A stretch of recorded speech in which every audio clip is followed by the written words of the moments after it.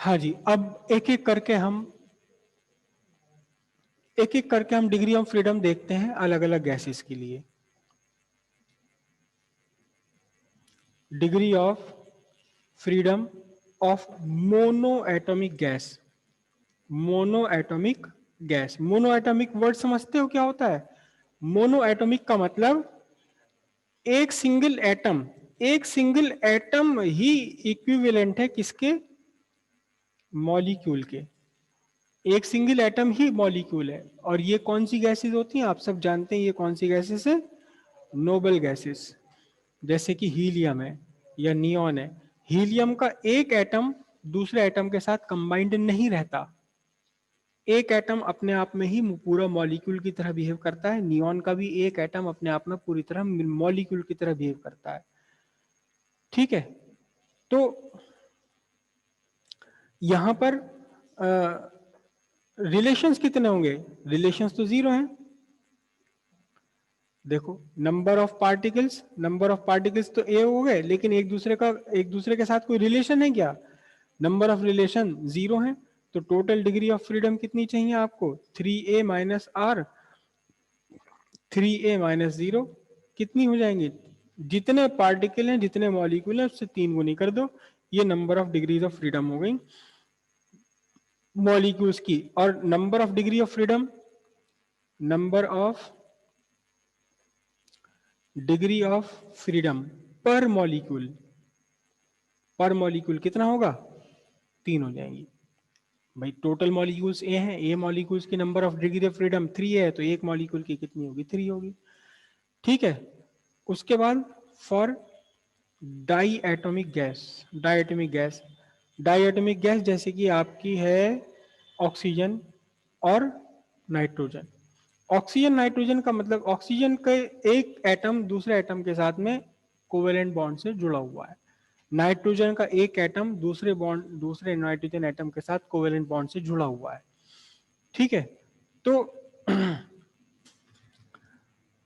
Number of particles कितने हुए? एक मॉलिक्यूल की बात कर लेते हैं। इन one molecule number of particles कितने हैं? 2। और नंबर ऑफ रिलेशंस कितने हैं? एक इनके बीच में रिलेशन है कि दोनों एक दूसरे के साथ सर्टेन डिस्टेंस पर, आपको याद होगा केमिस्ट्री में आपने बॉन्ड लेंथ पढ़ा होगा, एक सर्टेन बॉन्ड लेंथ पर ये एक दूसरे के साथ बंधे हुए हैं। तो फिर total number of degree of freedom per molecule, number of degree of freedom per molecule कितना बन जाएगा आपके पास? n is equal to 3 into 2 minus 1, n is equal to 5। Per molecule 5 हो गई। और total number of degree of freedom कितना हो जाएगा? 5a। A is the number of molecule. जितने भी मॉलिक्यूल होंगे उसको 5 से मल्टीप्लाई कर दो। क्लियर हो इतनी बात? ये क्या हुआ, कोई कंफ्यूजन? ये पर मॉलिक्यूल निकल कर आया है, पर पार्टिकल निकल कर आया है। एक पार्टिकल एक मॉलिक्यूल, एक पार्टिकल एक मॉलिक्यूल में कितने एटम्स हैं? 2 एटम है। कितना रिलेशन है? एक रिलेशन है उनके बीच में, एक रिलेशन है। तो एक पार्टिकल के लिए total number of degrees freedom 2 into A, 2 into A. A यहां नंबर ऑफ एटम है इन वन मॉलिक्यूल। इसको छोड़ दो, इसे रहने दो, चलो। Number of molecule in one, number of atom in one molecule 2 है, तो 5 निकल कर आ गई। ये पर मॉलिक्यूल निकल कर आ गई, ये पर पार्टिकल निकल कर आई। अगर आपके पास 1 मोल ऑफ गैस है तो total number of degrees of freedom for oxygen कितनी? 1 मोल ऑफ ऑक्सीजन कितनी हो जाएगी? 6.0224 इंटू 10⁻23 को मल्टीप्लाई कर दो 5 से। समझ आएगी बात? ये पर मॉलिक्यूल निकल कर आई। अच्छा, ट्राइएटॉमिक गैस के लिए ले लो आप। फॉर ट्राइएटॉमिक गैस के लिए सिंपल है, इसके लिए भी फॉर ट्राइएटॉमिक गैस। लेकिन ट्राइएटॉमिक गैस के अंदर फिर थोड़ा सा अलग बात चल जाएगी। एक तो होता है लीनियर मॉलिक्यूल। लीनियर मॉलिक्यूल कौन से होते हैं? Carbon dioxide. एक कार्बन है और इसके दोनों तरफ एक ही लाइन में जुड़े हुआ ऑक्सीजन। तो n is equal to 3a minus R. तो यहां in one molecule number of atoms कितने हैं? 3, सॉरी 2। नंबर ऑफ एटम्स कितने हैं? 2। और रिलेशन कितने हैं? रिलेशन भी दो हैं, इसके बीच का डिस्टेंस, इसके बीच का डिस्टेंस, दो रिलेशन हो गए। तो per molecule number of degree of freedom per molecule कितना होगा? n is equal to 3 into 2 minus 2, कितना बैठेगा? 4 degrees of freedom per molecule. अच्छा हाँ, मैंने मिस्टेक कर दी, नंबर ऑफ एटम है यहाँ 3, तो कितना हो गया बताओ? 9 माइनस 2 7, 7 डिग्री ऑफ फ्रीडम हो गई पर मॉलिक्यूल। जितने मॉलिक्यूल होंगे उससे 7 गुना हो जाएगी नंबर ऑफ फ्रीडम। ठीक है, लेकिन अगर दूसरे टाइप का ट्राई एटॉमिक मॉलिक्यूल प्लेनर भी होता है। प्लेनर मॉलिक्यूल का एग्जाम्पल होता है वाटर। वाटर मॉलिक्यूल में क्या है? एक ऑक्सीजन है, ऑक्सीजन के साथ में एक हाइड्रोजन है, इसके साथ में एक हाइड्रोजन है, 160 डिग्री पर होता है, याद है अगर आपको? ये केमिस्ट्री पर 107.8 107.8 डिग्री होता है इनके बीच का एंगल। शायद मैं हो सकता है मैं कंफ्यूज हूं, कोई बात नहीं। तो अब यहां नंबर ऑफ पार्टिकल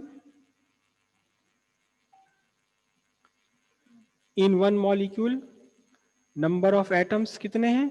3। और नंबर ऑफ रिलेशंस, यहां नंबर ऑफ रिलेशंस भी 3 हैं। क्यों? इनके इनके बीच का डिस्टेंस, इनके इनके बीच का डिस्टेंस, और फिर हाइड्रोजन हाइड्रोजन के बीच का एक डिस्टेंस, नंबर ऑफ रिलेशन 3 हो गए। तो number of per molecule number of degree of freedom कितना बन जाएगा? n is equal to 3 into 3 minus 3, कितना हो गया? 6। 6 डिग्रीज ऑफ फ्रीडम हो गई एक मॉलिक्यूल के लिए। किस मॉलिक्यूल के लिए? वाटर के एक मॉलिक्यूल के लिए।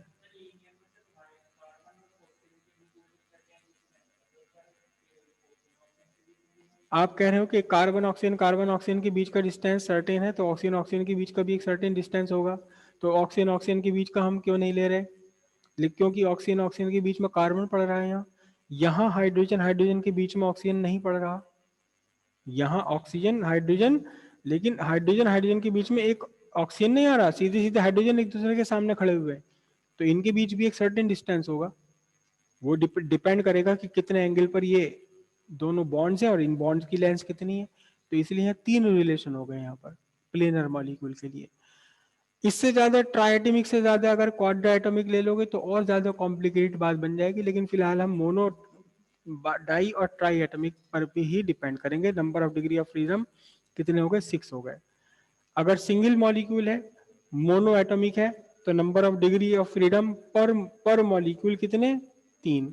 अगर डाई एटॉमिक है तो number of degree of freedom per molecule 5। Mono try atomic में अगर लीनियर मॉलिक्यूल है, सीधे स्ट्रेट लाइन में होना चाहिए, सीधी बात यह है, स्ट्रेट लाइन में होना चाहिए तीनों के तीनों एटम्स। अगर है ऐसे स्ट्रेट लाइन में तो फिर number of degree of freedom 7 है। और अगर स्ट्रेट लाइन में नहीं है, तीनों मॉलिक्यूल एक प्लेन में है, तो फिर total number of degrees of freedom कितनी होगी ट्राइडेमिक के लिए? 6 हो जाएंगे। क्लियर है यहाँ तक की बात?